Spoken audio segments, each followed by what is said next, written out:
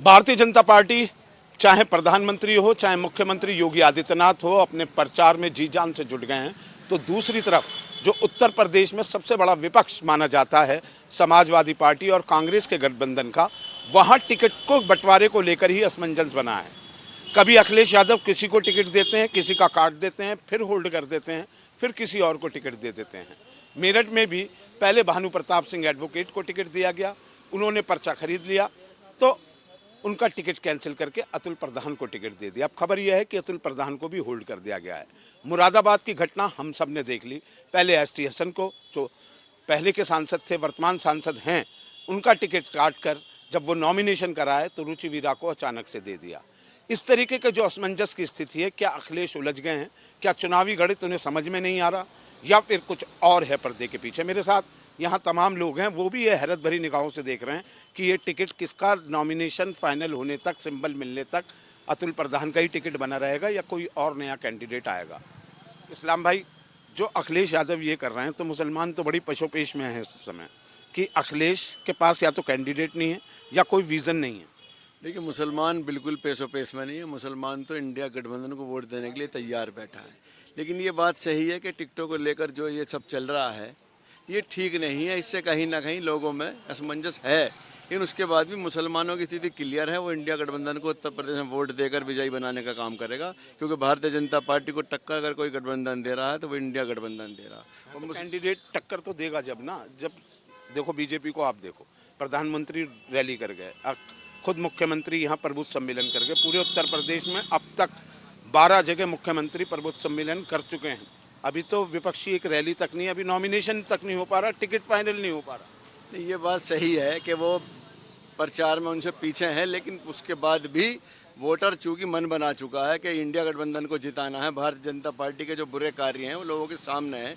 जो रोजगार का मामला था और जो नौकरियों का मामला था वो कुछ नहीं दे पाए। युवाओं को केवल लाठियां मिली सड़कों पर, उसका बदला लोग लेंगे।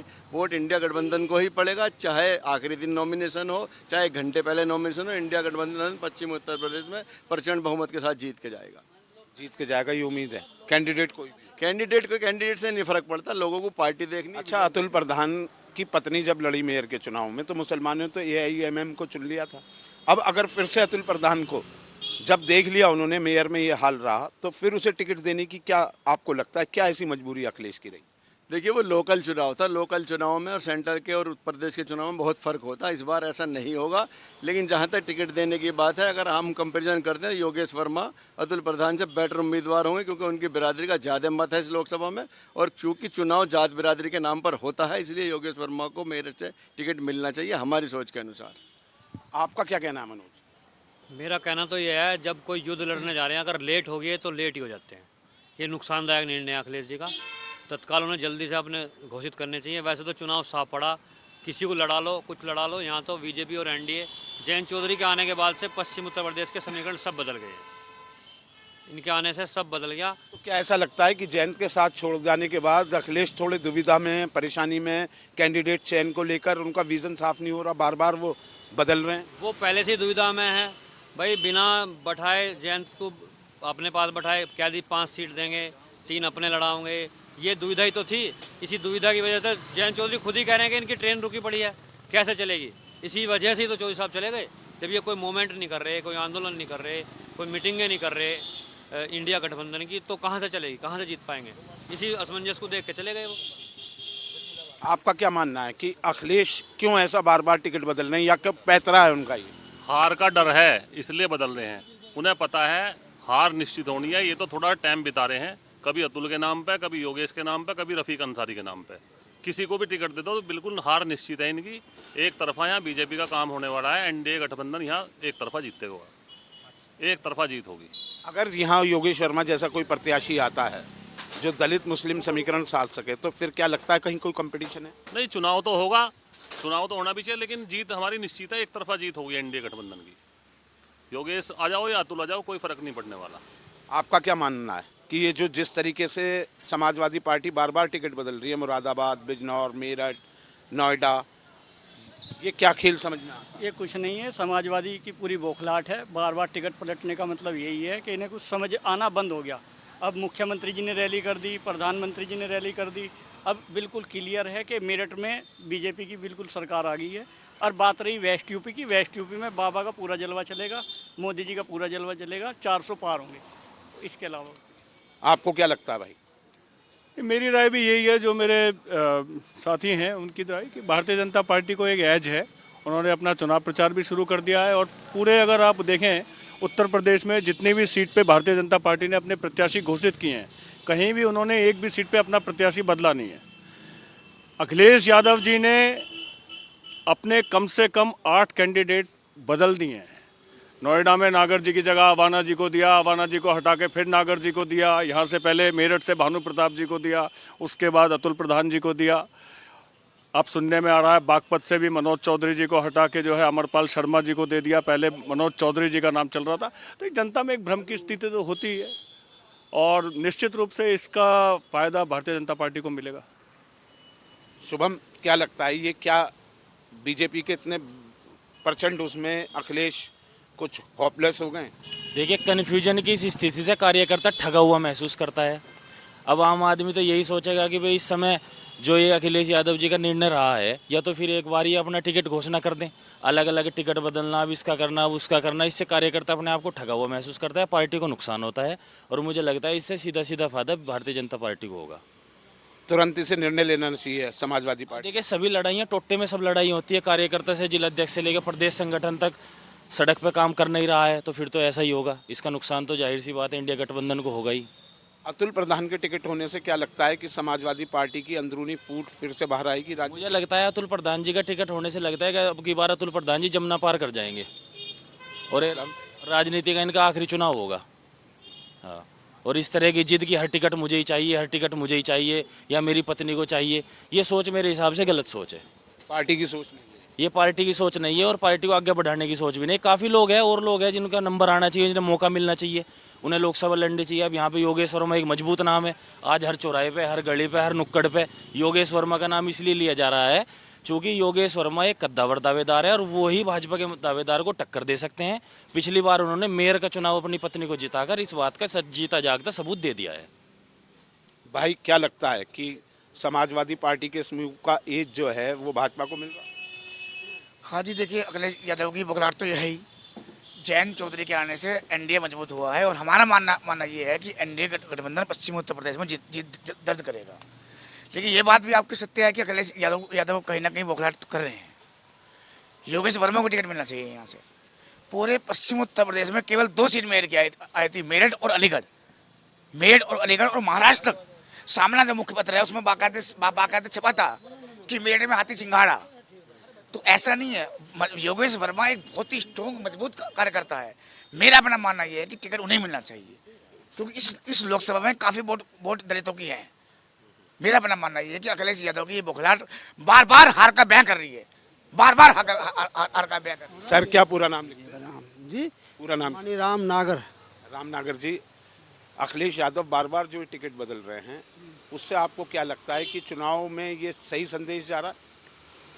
जैसे यहाँ भानु प्रताप को दिया, फिर बदल दिया, अब अतुल को दे दिया, पता लग रहा है अतुल का भी होल्ड कर दिया, मुरादाबाद में एसटी हसन का, बागपत में भी, नोएडा में भी, इस तरीके से। ये अखिलेश जी की पॉलिसी है, उनकी अपनी जो है का नाम, उन्होंने पहले देख लिया कि बीजेपी जो है किन किन कैंडिडेटों को उतार रही है, जो का नाम उन्होंने उनके जो है का नाम सापेक्ष में जो का नाम अपने उसी हिसाब से जो कैंडिडेट जो है का नाम चेंज किए हैं। ये क्या पॉलिसी है? ये पॉलिसी उनकी है, उन्होंने देख लिया कैंडिडेट किस प्रकार का जो का नाम। गुगली मार रहे हैं? हाँ बिल्कुल। कहीं गुगली से हिट विकेट तो नहीं हो? अब देखो तो समय बताएगा। भाई, ऐसा है कि अतुल की पत्नी को मेयर में टिकट दिया था, जो मुस्लिम वोट बैंक उनकी मानी जाती थी वो उठ के पतंग उड़ाने चली गई सारी। तो समय है बात का। तीसरे पे आ गए। हाँ, समय है जी बात का। तो अब इस बार चुनाव बढ़िया लड़ जाएंगे? हाँ, टक्कर होगी मेरे हिसाब से तो जो का नाम। गुजरों की वोट मिलेगी? गुजरों की तो मिलेंगे, जब उनकी भी ना मिलेंगे तो मिलेंगे किसी से। लेकिन बात तो मुस्लिम वोटों की। मुस्लिम वोट भी जो का नाम करीब उन्हीं की तरफ जाएगा। मेरा मानना। MIM से योगेश शर्मा आ गए, बागी हो। योगेश वर्मा भी अच्छा चुनाव लड़ेगा। नहीं, वो अच्छा उससे आगे MIM से अगर आ गया तो जो का नाम फिर और घाटा हो जाएगा, फिर बीजेपी एक तरफा ही जीत जाएगी जो का नाम। तो फिर पहले ही क्यों नहीं दे दिया? वो टाइम वे जाने, उन लोगों तो नेता का काम है तो भाई किसको दे रहा किसको नहीं दे रहा। कार्यकर्ताओं की बात आप लोगों की सुनते नहीं अखिलेश?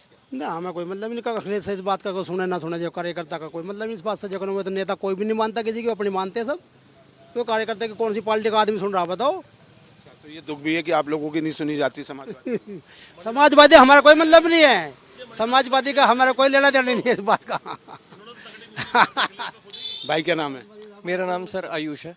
आयुष, तुम्हें क्या लगता है युवा होके कि अखिलेश यादव जिस तरीके से टिकट बदल रहे हैं? सर आप बात करेंगे, आ जाओ आगे।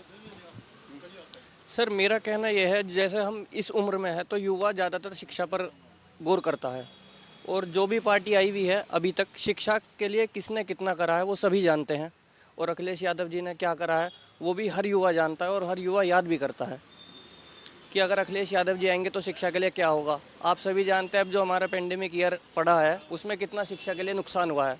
बाहर विदेश गए हुए हैं भारत के बच्चे, वो भी इतने परेशान होकर आए हैं, इतनी सारी चीज़ें हुई हैं, पर लेकिन युवा के लिए कुछ ज़्यादा सुनवाई करी नहीं गई है। तो इसलिए युवा हमेशा अखिलेश यादव जी को याद ही करता है कि उन्होंने अपने समय पर बच्चों के लिए क्या करा है, क्या क्या नहीं करा है। तो लगता है अखिलेश यादव चुनाव अच्छा लड़ सकते हैं अगर कैंडिडेट सही? बिल्कुल लगता है। आप एक स्कीम देखें, अखिलेश यादव जी ने हम सब छात्रों को लैपटॉप दिए थे। वो इसलिए दिए गए थे कि बच्चा एक शिक्षा के लिए अच्छे तरीके से पढ़ाई करे, और अब की जो सरकार है मोबाइल फ़ोन दिए जा रहे हैं, नई नई स्कीम आ रही है। फ़ोन तो आज के बच्चे के टाइम पर हर किसी के पास है। जो उसे पीपीटी बनानी होती है या बड़ी बड़ी प्रेजेंटेशन, वो सब तो लैपटॉप पर ही हो सकती है। क्या सरकार इतना नहीं कर सकती बच्चों के लिए? बच्चे भी तो सरकार ये को दिमाग में है आप लोगों के? बिल्कुल। मेरे साथ जितने भी युवा हैं सबकी सोच, मैं सबकी सोच के बारे में ही बता रहा हूँ कि जो अखिलेश यादव जी को कितना याद करते हैं, उन्होंने हमारे लिए कितना करा है, शिक्षा के लिए कितना करा है। तो ये लगता है कि अखिलेश कहीं कंफ्यूज दिखाई दे रहे हैं टिकट वितरण में, पहले देना फिर काटना फिर देना फिर तीसरे को दे देना।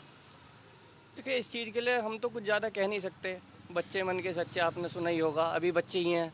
हम तो मन से याद कर सकते हैं कि हौसला दे सकते हैं कि आप आएँ, हम आपके साथ हैं। आपका क्या कहना है? देखिए जो टिकट कटा है ये बहुत बड़ी चूक है। योगेश सोनवणे का टिकट होना चाहिए था। हर आदमी हर बार थोड़ी ना चुनाव लड़ेगा। मेरा तो कहना यही है। आप कुछ कहना चाहोगे? मैं यही क्वेश्चन आप सुन ही रहे हो कि अखिलेश यादव बार बार टिकट दे रहे हैं, काट रहे हैं, तो इससे नहीं। Thank you sir, thank you, मैं बात करता हूँ। देखो सर, किसी को भी लेके आए, हम अखिलेश के साथ भी है, दोनों के साथ है, ऐसा कोई वो नहीं है। डिपेंड करता है सर कैंडिडेट कौन है। अभी भाजपा ने नॉमिनेट किया है अरुण कोविल को, वो लोकल नहीं है। अगर हमें कोई परेशानी होगी मेरठ में या कहीं पे भी आसपास इस लोकसभा क्षेत्र में, बंदा जाएगा कहाँ? बस यही कहना है। इसलिए आप अखिलेश की तरफ देख रहे हैं? बिल्कुल। कैंडिडेट कोई भी हो? कैंडिडेट कोई। क्या नाम लिखते हैं? रजत। तो कुल मिलाकर ये मेरठ में इंतज़ार है कि अखिलेश यादव अपना अंतिम निर्णय क्या लेते हैं, क्योंकि चुनाव तभी चलेगा। और पिछली बार तो मेरठ में चुनाव T20 मैच की तरह हुआ, लास्ट ओवर में, यानी कि लास्ट राउंड में ही जाकर बीजेपी के उम्मीदवार जीत पाए थे। इसलिए इन सबको लगता है T20 चल भी रहा है, उसी के बीच में चुनाव है, तो ज़रा चुनाव में कशमकश हो। वरना अभी जो नीति चल रही है समाजवादी पार्टी की, उसकी तरफ से तो चुनाव प्रचार में बीजेपी आगे दिखाई देती है। अब समय बीतने के बाद चुनाव प्रचार में विपक्ष कहाँ खड़ा दिखाई देता है, ये वक्त बतला देगा। वीडियो जर्नलिस्ट नवीन पाल के साथ अभिषेक शर्मा, मेरठ न्यूज़ नेशन।